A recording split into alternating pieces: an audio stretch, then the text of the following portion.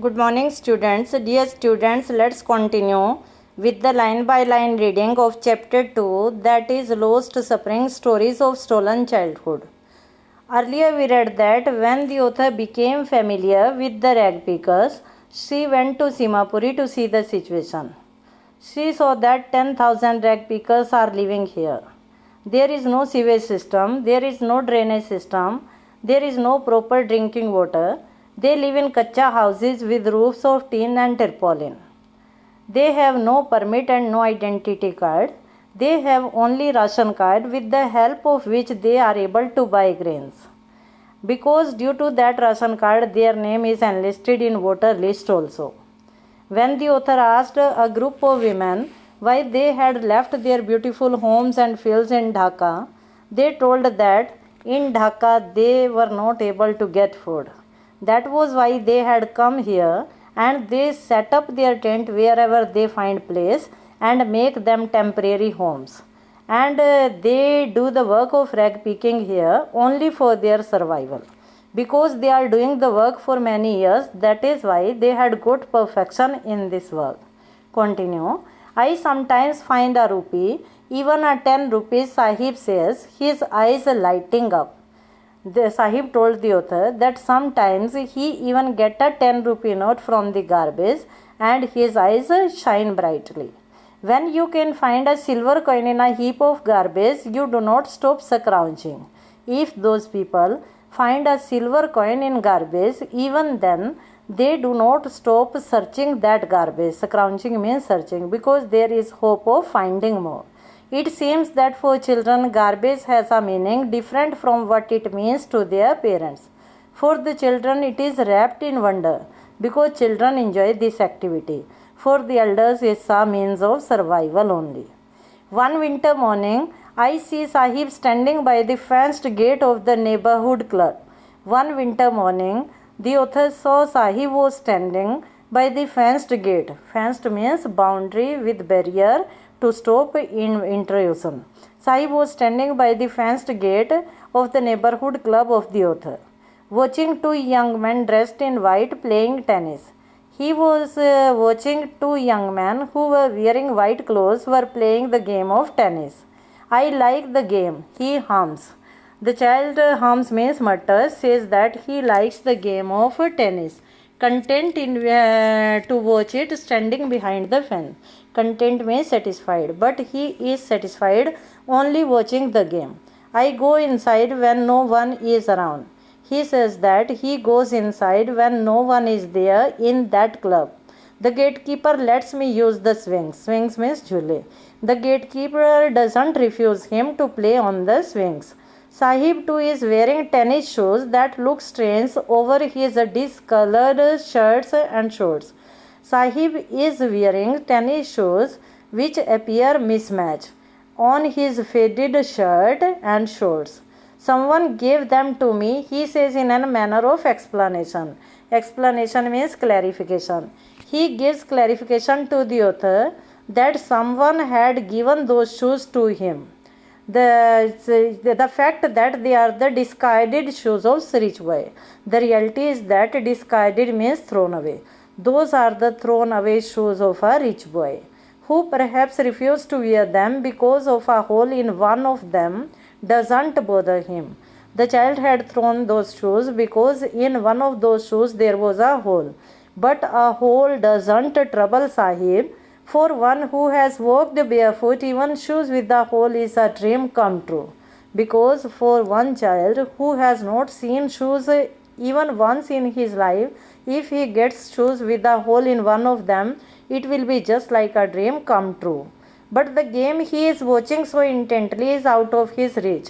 Intently means carefully, minutely. But the game which the child is watching minutely, that is out of his reach. This morning, Sahib is on his way to the milk booth. After so many days, the author says Sahib, he is going towards the milk booth. In his hand is a steel canister. He is carrying a steel canister in his hand. I now work in a tea stall down the road. He told that he works at a tea stall. Pointing to the distance. Pointing means indicating. I am paid 800 rupees and all the meals. The child told that now he gets 800 rupees in payment and all the meals free. Does he like the job? I asked. The author asked whether he liked the job. His face has lost the carefree look. Carefree means without tension and anxiety, happy. The child had lost his carefree look. The steel canister seems heavier than the plastic bag he would carry so lightly over his shoulder. The steel canister appears heavier to him, and the bag was very light, which he used to carry on his shoulder. Because the bag was his, he was just like an independent bird. The canister belongs to the man who owns the tea shop. The canister is of the tea shop owner. Sahib is no longer his own master. He has lost his identity. He has become a child laborer now. That is why he is not happy at all. So here ends the first part of the chapter. Let's continue with the second part, that is I want to drive a car. I here is Mukesh, who is the representative of those 20,000 children who are working in Bengal making factories in Firozabad. Let's continue. Mukesh insists on being his own master. Insists means repeats again and again, announces, declares. Mukesh says again and again that he wants to establish his own identity. I will be a motor mechanic. He says that he would become a motor mechanic. Do you know anything about cars? I ask. I here is the author, Anish Young. The author asks him whether he knew anything about cars. I will learn to drive a car, he answers. The child answered that he would definitely learn how to drive a car. Looking straight into my eyes. Looking straight means to look directly in one's eyes to make sure that what you are saying that is believable. He convinced the author. His dream looms like a mirage among the dust of streets that fill his town Firozabad. Looms means appears. Mirage means illusion, Bhranti. His dream appears like an illusion because he lives in Firozabad. The streets of Firozabad are filled with dust, famous for its bangles, because Firozabad is famous for bangles. Every other family in Firozabad is engaged in making bangles. All the families in Firozabad are engaged in bangle making. It is the center of India's glass blowing industry. Firozabad is the center of India's glass blowing industry. Glass blowing means where glass is melted to give shape. Here, it is the center of India's glass blowing where families have spent generations working around furnace. So many generations are working here around furnace. Furnace is a heating device for melting metal, that is bhatti. Welding glass. Welding means to give shape. Making bangles for all the women in the land, it seems. Land means country. For the whole country women, bangles are prepared in Firozabad. Mukesh's family is among them. Mukesh's family is also one of them. None of them knows that it is illegal for children like him to work in the glass furnace with high temperature in dingy cells without air and light. No one knows that it is unlawful for these children to work in the glass furnace where temperature is very high. Dingy means gloomy, sad, dirty cells. Cells means small rooms where there is no proper air and light, no ventilation, and if law is strengthened, enforced means strengthened, imposed, those 20,000 children can come out of those hot furnace where they slog their daylight hours.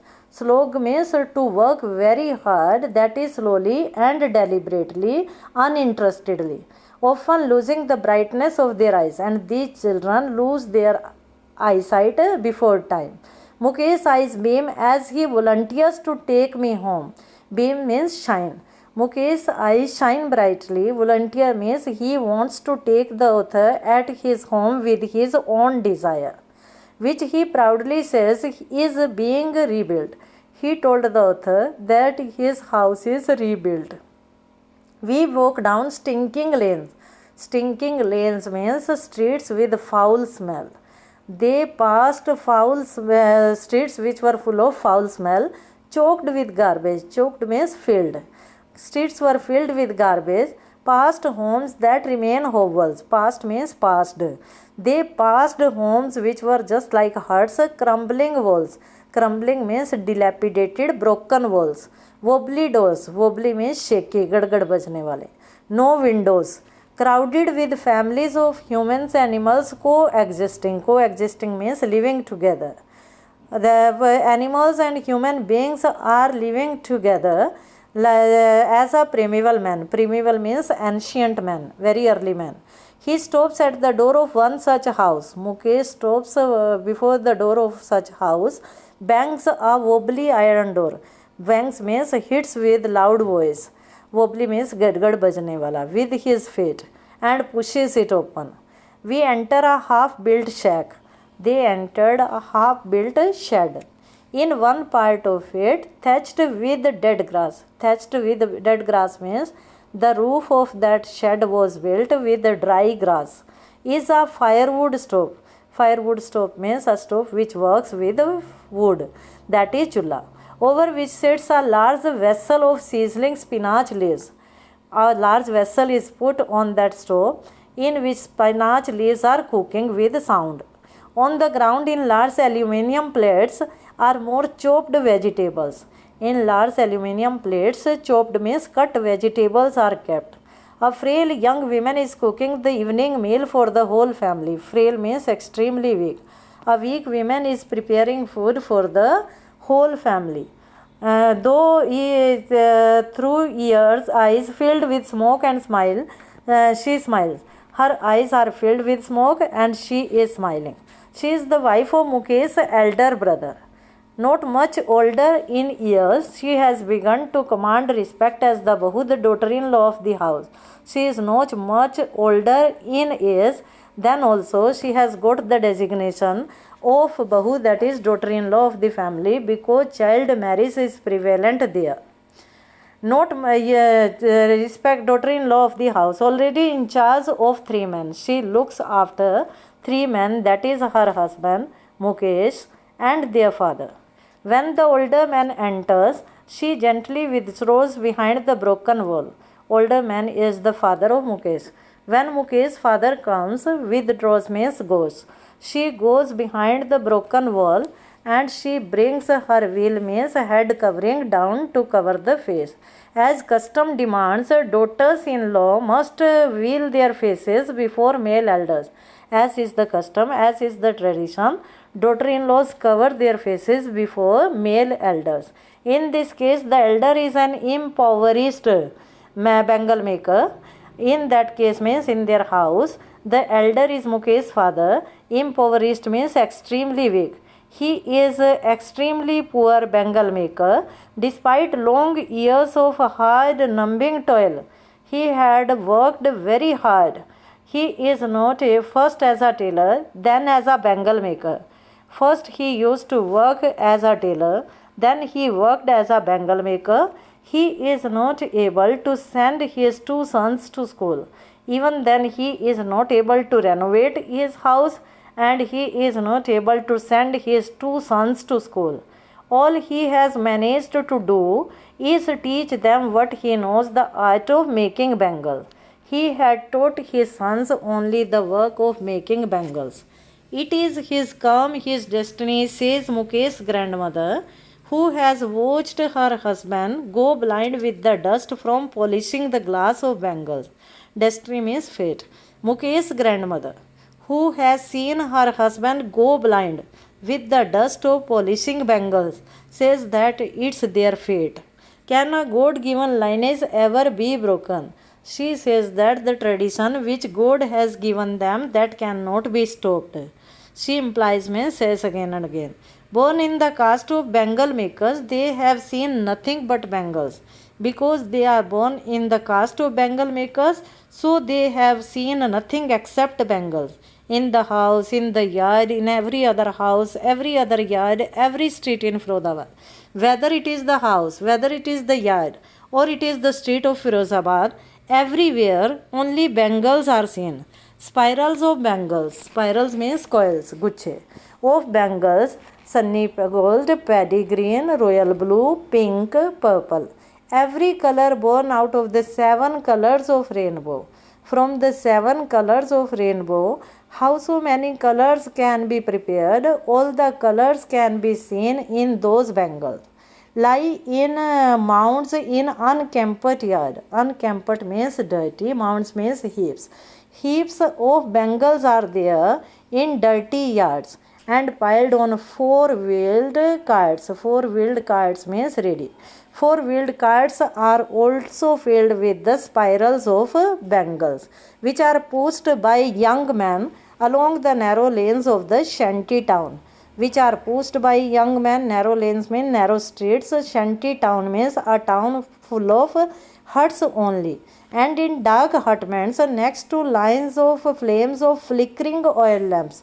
Flickering oil lamps means giving unsteady, wavering light. Oil lamps are there, and boys and girls are sitting beside those lamps. With their fathers and mothers, with their parents, they are welding pieces of colored glass. Welding means joining together with in circles of bangles. Their eyes are more adjusted to the dark than to light outside. They have become habitual of working in dark than to light outside. That is why they often end up losing their eyesight before they become adult. Adult means fully grown. Because their full growth, they become blind before that time. They lose their eyesight. Savita, a young girl in a drab pink dress, sits alongside an elderly woman soldering pieces of glass. Then the author gives the example of Savita, who is a young girl who is wearing dull pink dress. She is sitting by the side of an elderly woman. She is welding the pieces of glass. Soldering means welding, joining it together.